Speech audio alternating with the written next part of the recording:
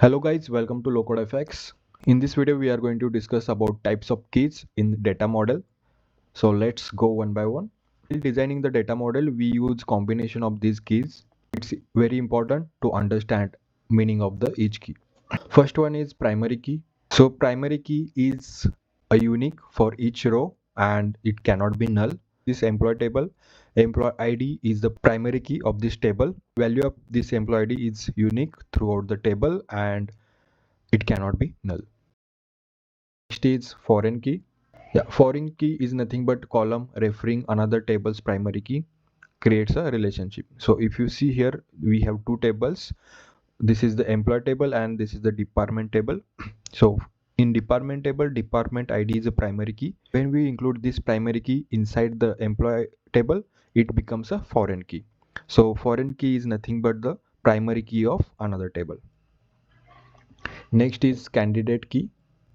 Any minimal column set that could uniquely identify as a row. Example, employee ID and email are candidates.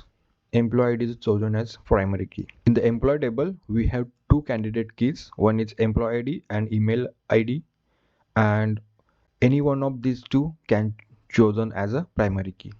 So this is about candidate key. Then we have alternate key. It's nothing but a candidate key not chosen as a primary key but still unique per row.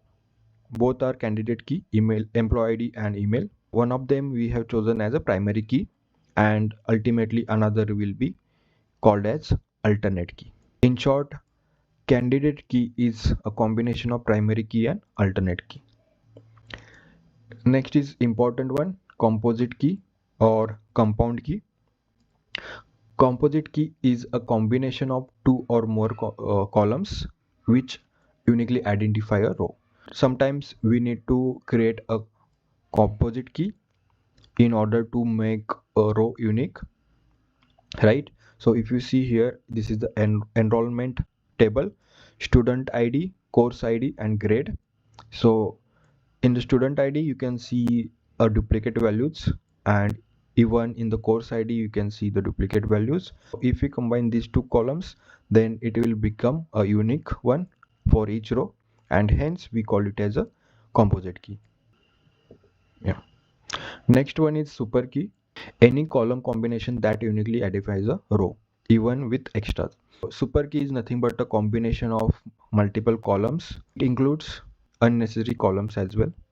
Difference between composite key and super key is, in super key we basically use extra columns, unnecessary columns to make it unique, but in composite key we use a defined number of columns to make a unique identifier.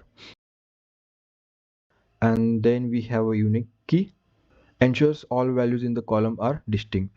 In the table, email is a unique column. It allows a null values as well. So key difference between primary key and unique key is unique key allows a null values. However, in primary key we should not have a null value, right? Yeah. Next is natural key or business key, a real world attribute. So for example, PAN card number or other number as well as passport number, that is nothing but a natural key or business key. It's simple one. Then we have surrogate key. This is system generated key with no business meaning. Example would be auto increment ID or GUID. So GUID is a good example of surrogate key. Then we have a secondary key. This is a non-unique column used mainly for searching or indexing. Table you can see employee ID is a primary key and department name, it is indexed but not unique. Secondary key is not a unique identifier of any row, so it's mainly used for indexing and searching, right? Then we have partial key. Partial key requires a owner primary key.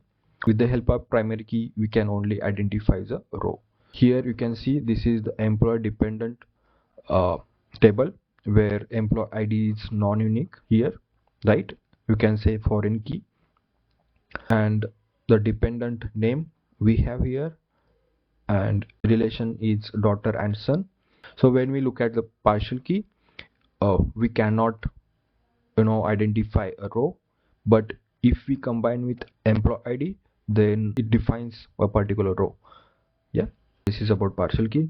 Yeah, so generally we use primary key, then foreign key, then we use composite key and surrogate key.